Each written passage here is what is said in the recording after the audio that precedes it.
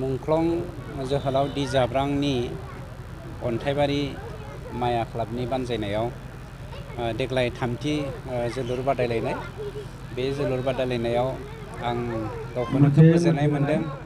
मोनसे खोन्थाया जादों आं गावनो एन.डि.बि.नि सासे सोद्रोमामोन हिसाबै बे हाबाफारिखौ लानानै अन्थाइबारि गामिखौ खोब माने एप्रिसियेट खालामदों। जाय खामानिखौ जों मावनांगौ बे खामानिखौ अन्थाइबारि माया क्लाबा बानायदों। गतिके जोंनिफ्राय रोजा रोजा हामलायथि आरो साबायखर थाबाय आरो हानायमानि जोङो बेसेबां हेफाजाब खालामलांनो हाबाय थायो बिदिनो जों आवगायलांबाय थागोन। स्टम थागोन मेम'रियेल बा पार्क हिसाबै जों बेखौ मागोन आरो बेनो जोंनि गासै मुंख्लंनि थाखाय जागोन। कारण जोंहा हाजारजन मुंख्लं दं।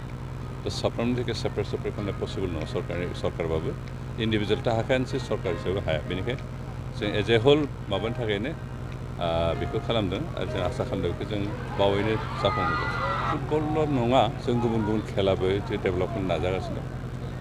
गोबां जायगायाव जों मावगोन भलिबल कम्पिटिसन पार्टिदों। गोबां जायगायाव जों काबाडि कम्पिटिसनबो पार्टिदों। आरो जिहेतु जोंहा बर' एरियायाव बयनिख्रुइ पपुलार गेलेनायाथ' फुटबलानो। बाखि खेलाखौ जों क्रिकेटखौ बारा माबा खालामनो हाया, एफर्ट खालामनोबो हाया। बेनिखायनो जायखौ जों जेनेरेलि जोंनि न'खरफ्रा जोंनि ससाइटिफ्रा इजिलि सापर्ट खालामनो हायो बे फुटबल भलिबल स्पेसियेलि। बाखिफोरखौ जों मा खालामनो हायो जेरै फाइनान्सियेलि जथेस्थ' नांगौ जाहैबाय। बाखिखौ जों मा खालामनो हायो थेवबो जों सरकारनिफ्राय जेसेबां हायो नाजागोन।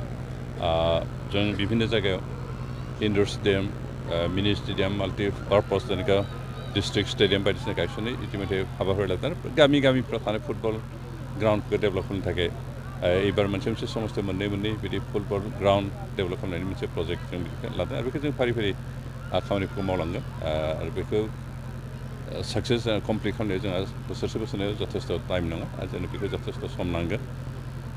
सरकारा इच्ছা खालामबा बहुद हायो। खारन जों नुदों जे मिज'राम बा मेघालय नागालेण्डफ्रा हाजो एरिया प्लेन एरियाखौनो मोना, खिन्थु थेवबो सरकारा इच्ছা थानायखाय दिनै बिथांमोना गोबां जायगायाव हाजो समान जावखांनानैबाबो जोबोद खरस खालामनानैबो गोबां स्टेडियाम बानायदों आरो स्टेडियाम बानायनाय लोगो लोगो दिनै बिथांमोना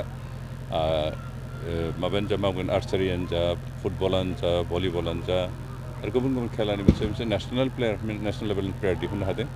आरो दिनै जोंनियाथ' बिदि हाजो जावखानाङा, जोंहा प्लेनखा हाया माथो जों बेखौ मा खालामनानै डेभेलप खालामनानै स्टेडियाम बानायनांगौल'।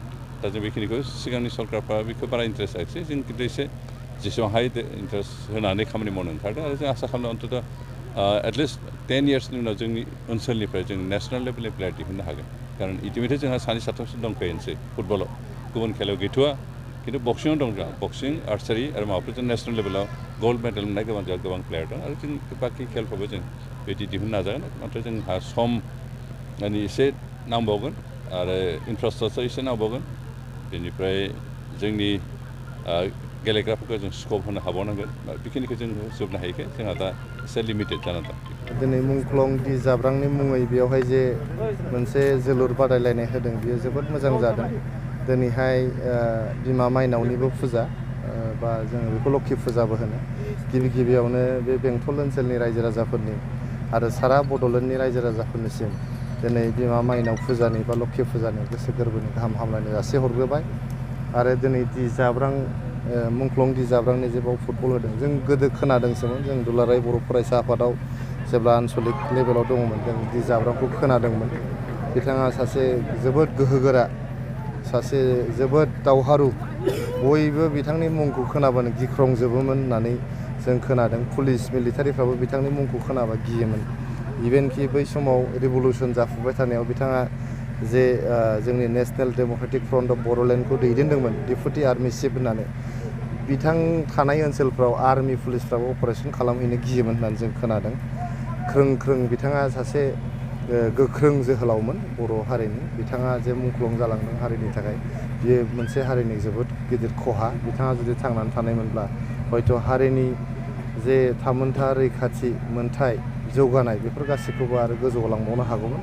दा जेखियानो जाया मानो जोंहा बर'फोरनि साफ्रोमबो रिभलुसनारिसफ्रा मोनसे सिमां थायो हारिनि थाखाय जों जिउ बावनानै बोरैबा हारिनि मुंख्लं जानो हायो नामा दा बेबायदि बिथाङा हारिनि सासे मुंख्लं जालांनो हादों बियो बिथांनि थाखाय जोबोद मोनसे साक्सेस नाथाय हारिनि थाखाय बियो मोनसे गिदिर खहा अन्थाइबारि माया क्लाब एन्ड लाइब्रेरिनि जानानै साफ्रोमबो जोलुर जोनाय बादायलायनायखौ नायनानै मोजां रायजो राजाफोरनिसिम रोजा रोजा साबायखर बावनो आं बे समाव सानदों मानो होननानै बुङोब्ला मार्टियार डि जाब्रां मेम'रियेल ट्रफि टुर्नामेन्ट 2023 नि 15 अक्ट'बरनिफ्राय जागायनाय जे टुर्नामेन्ट बे 15 अक्ट'बरनिफ्राय जागायनाय टुर्नामेन्टखौ दिनैसिम 28 तारिख अक्ट'बरसिम नोंथांमोना लैहोर लैहोर फैनानै जाफुंहोबाय नायफैबाय आरो जेसेबां बे बादायलायनायाव बाहागो लानाय बादायारि हान्जाफोर बयखौबो हामबाय आरो हामबाय होदों रायजो राजाफोरखौ हामबाय होदों आरो बेजों लोगोसे बे टुर्नामेन्ट खुंनायाव नांगौ जानाय राङारि मदद होनाय जेसेबां MLA फोर दं MCLA फोर दङ EM फोर दङ बेजों लोगोसे कन्ट्रेक्टरफोर दङ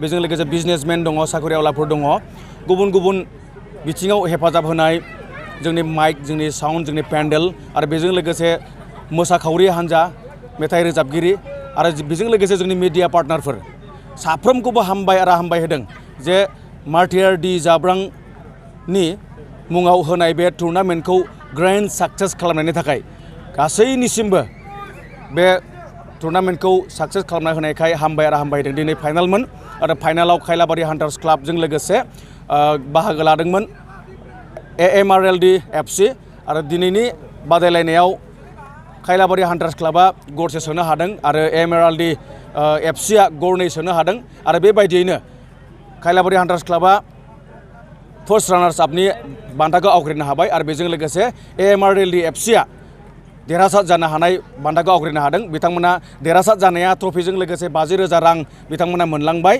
आरो बेजों लोगोसे जाय बिथांमोना जेनदों फार्स्ट रानार्स आपखौ मोननो हादों बिथांमोना ट्रफिजों लोगोसे 30,000 नोगोद रांखौ मोनलांनो हाबाय आरो बेजों लोगोसे बेस्ट प्लेयार हिसाबै 11 नाम्बार जार्सि गाननाय A2 MRLDनि गेलेगिरि मिस्टार शिब्र बसुमतारी बिथाङा मोनलांनो हाबाय बयखौबो हामबाय आरो हामबाय होदों बे प्रग्रामनि थाखाय जाफुंहोनायनि थाखाय गोजोननाय बयनिसिमबो जासिनाय जाबाय अन्थाइबारि माया क्लाब एन्ड लाइब्रेरिनिफ्राय गोजोन्थों जोबोद गोजोनथाव आङो गिबियाव जोंनि ओनसोलनि बा जोंनि नैबे नोंथांमोन मिडिया सापर्टार नोंथांमोननि गेजेरजों जोङो नैबे जोंनि देग्लायनि मार्टियार डि जाब्रां फुटबल टुर्नामेन्ट सिजन 3 खौ फोसावनानै आरो रायजो राजानि अनसुंथाइ मोननानै आरो ओनसोलनि इन्टेलेक्सुवेलफोरनि गोबांथार मदद मोननानै जोङो नैबे थांनाय 15 अक्ट'बरनिफ्राय लानानै दिनैसिम जोङो मोजाङै मोजां बेयाव जेबो गाज्रि रोखोम जायासै नांलाय खमलाय जायासै पाब्लिकफोराबो बहुत सापर्ट खालामबाय गेलेग्राफ्राबो मोजां गेलेनानै जोङो देखायबाय आरो बेयाव गोजोननाया बेनोदि जोंखौ गोबांथार थुलुंगा होबावदों बे टुर्नामेन्टआ जोङो जाय बिथांनि मुङाव जोङो टुर्नामेन्टखौ होदों बिथांमोननि न'खरनिफ्राय जोंजों बाहागो लाफैबाय आरो ओनसोलनि सुबुंफोरजों लोगो लाफैबाय बिथांमोनाबो जोबोद गोजोनलांबाय आरो जोंबो बिथांमोनखौ लोगो मोननानै जोबोद गोजोनबाय बेनिफ्राय